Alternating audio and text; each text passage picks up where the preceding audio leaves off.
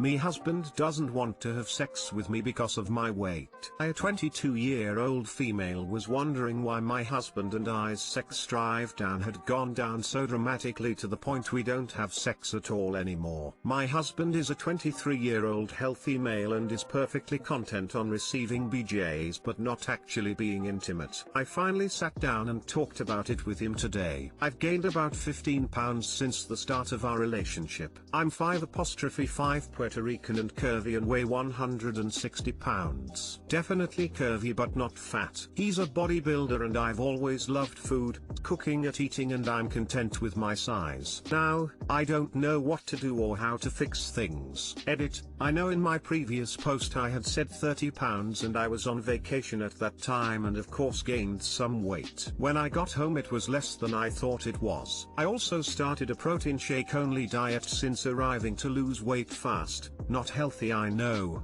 to try and reserve some of the damage I had made on that trip. Sorry guys for the confusion. And he does work technically. He's in the military but because of COVID he rarely goes into the office. He still gets a normal paycheck but doesn't go to work every day. He also is going to start working as bouncer. He was one when we met, at a new club a couple nights a week for extra money, but that's money I never see. I currently work at office as a manager Monday through Thursday 8:30 to 5:30 and work on the weekend 7 p.m. to 7 a.m. as a COVID nurse and take full-time college courses on like for a higher degree in nursing. Stop with the BJs and see what happens. 15 pounds? 15? What's he gonna do if you get pregnant? Your husband sounds shallow as fuck. Yeah, he said I let myself go. I don't put much effort anymore because I'm a full-time COVID nurse, work another full-time job and go to school full-time. Girl, you need to lose weight. The weight of your god-awful husband. So let me get this straight. You work full-time as a COVID nurse. You have another full-time job. And you go to school full-time. And you do all of this because he asked you to pay off your debts. He's not having sex with you. He's complaining that you're fat because you've gained 15 pounds. And you're still giving him blowjobs. I would end things with him, quit one of my jobs and start living my life without him. It sounds like you're in a very one-sided relationship. You have 3 full-time commitments. From what I've read in your comments, in order to decrease your debt as a couple, you give your husband non-reciprocal oral sex, and now your husband is cutting you off from physical intimacy because you gained 15 pounds. I think the two of you need to have a long conversation about the give and take of a relationship and the realities of life after marriage. Chances are that one or both of you is going to put on some weight at some time, especially if you continue with your 100+ hour weeks. I honestly feel for you. Hopefully he comes to his senses and begins to be thankful for the work you're putting into your future as a couple. I, 37M, have a legal child, 16M, from my ex-marriage who wants contact with me but I don't want to. How should I deal? Update post. I married young, at 20, and my ex got pregnant straight away with what I thought was my child. I was with my ex until the kid was just under a year old when we split. During the course of divorce, I fought for access but she threw a curveball that the child wasn't mine and she cheated just after we got married. We did a DNA test and it was proved correct. He wasn't my son. However, she couldn't track the real dad down and I have had to pay maintenance up until he turned 16. I didn't want to continue a relationship with a child that wasn't mine, so dropped access after that and didn't pursue a relationship either. I just couldn't do it. It hurt too much. Cue drink and drug problems no end and depression for a good few years. Over the years though, I stopped thinking about him and started to try and deal with it. Therapy, AA and NA meetings, and I started to feel like things could be okay. I even met a lovely woman, 30F, last year and have talked about starting a family one day. A couple of weeks ago, I was brought down to earth when the boy tracked my family down on social media and was asking questions, so got in touch with my mum. Apparently his mum has remarried and he doesn't have a relationship with her anymore and wants to talk to me. find out what happened. Apparently I'm still on his birth certificate and he still has my surname even though he was told I'm not his dad.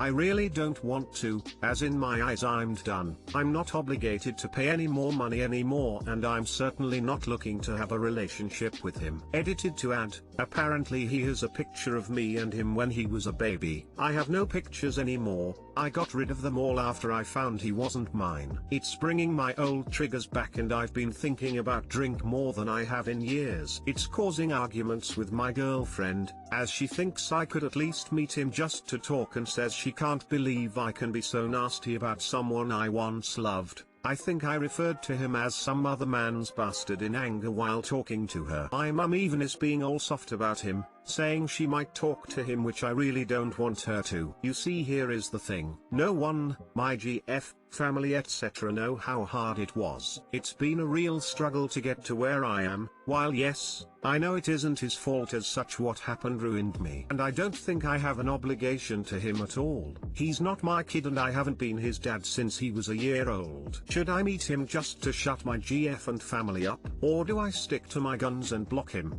Even get a restraining order? TLDR, ex's son who I thought was mine and I paid maintenance for has made contact wanting to talk about what happened and I don't want to, which is causing lots of issues with my family.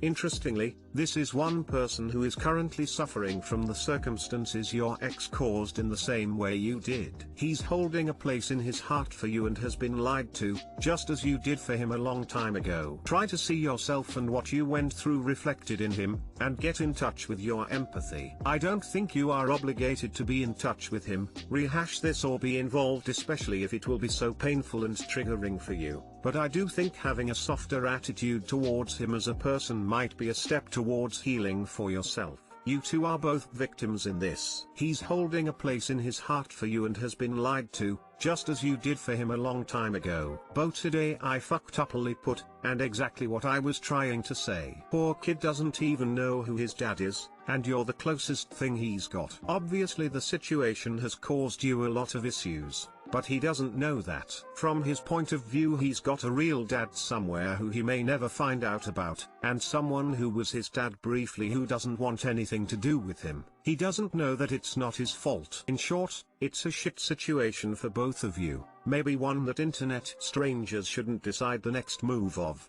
But I guess if you can reach out to him semi-anonymously, burner email account or something, and explain a few things, it might make him feel a bit better.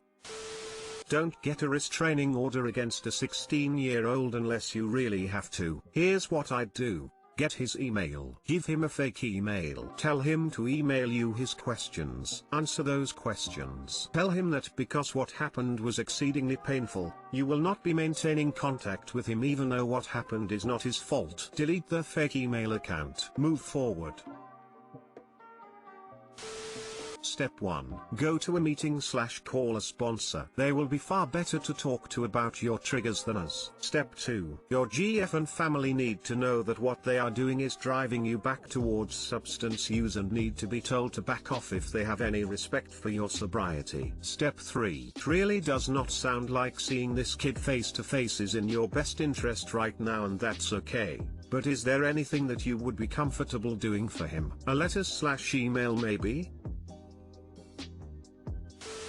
/ do I stick to my guns and block him, even get a restraining order? I don't think you can get a restraining order under these circumstances unless his behavior turned to harassment. Honestly, the fact that that's even coming to mind for you suggests to me that you have in fact not processed this trauma at all. It sounds more buried than anything. Cause if you had really worked through this and moved on from it, a simple conversation wouldn't be such a daunting situation for you. Think you should do two things. 1. If you have an existing relationship with a therapist, do some sessions with them ASAP. If you don't have one, get one. Sounds like your GF/family isn't really providing the individual support you need right now, and it's important that you're able to get validation for your feelings and talk through this in a judgment-free environment. 2. Once you've gotten some stabilizing support in your life again, I would contact the kid through an impersonal medium like email. I would just explain the situation to him honestly but not unkindly. I see in other comments that you fear you're going to be awful to him. And to that, I say grow the fuck up. This kid is innocent and your anger is misdirected. Be mad at your ex, not an innocent child. If you can't write it politely, pay your therapist to help you through that. Answer his questions so that he can come to some peace himself and you can put this to bed for once and for all. If you avoid him now, this isn't going to go away. You're just dragging out the inevitable and continuing to avoid processing this, as you have all these years. It's time for that to change. First, I want you to realize that the kid is not at fault for simply existing. And I know he is the exact reminder of the dark times that you've been through, but you must know that he is in need of clarity. He needs confirmation of how he was treated this way by people around him. I suggest you to write a letter after calming yourself down, alone or with your GF beside you for support. Try to separate your feelings while writing the letter. Contents should be around: 1. Not your real dad. 2. Your mom was unfaithful. 3. I was tricked into signing child support. 4. Even though you have my last name, I am not comfortable and interested in having a connection with you. 5. I went to a dark place after everything, and I'm now recovering. 6. I wrote a letter instead of communicating face to faces because I don't want to be reminded by my darkest time, and I hope you understand and stop reaching out to me again. Good luck. Ask someone you trust to give this letter to the kid, or leave it in a place where he can reach it without having any contact with you.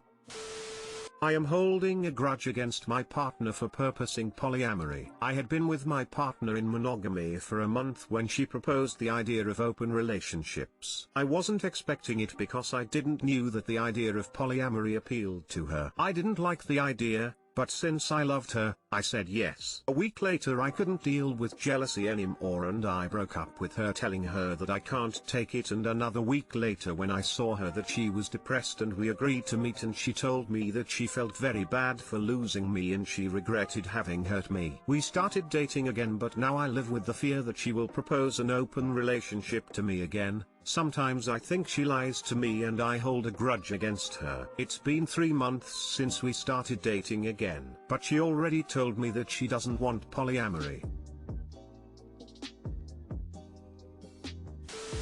It's only been a month and she already let you know of a giant incompatibility. Both of you need to save yourselves the added pain and walk away. You were only with this person a month before you broke up. You've only been back together for 3 and you think she's lying to you. Don't invest more time on this train wreck of a relationship. Why the fuck would you date someone who causes you to live in fear? Does that sound healthy to you in any way? This seems like an awful lot of drama for a 4-month relationship. You know that this woman wants multiple partners. If you're not down with that, you should end this foolishness. She is never going to be happy doing it your way, you are never going to be happy doing it her way, and you are not even going to be happy doing it your way, so come on. Dude. Are you happy?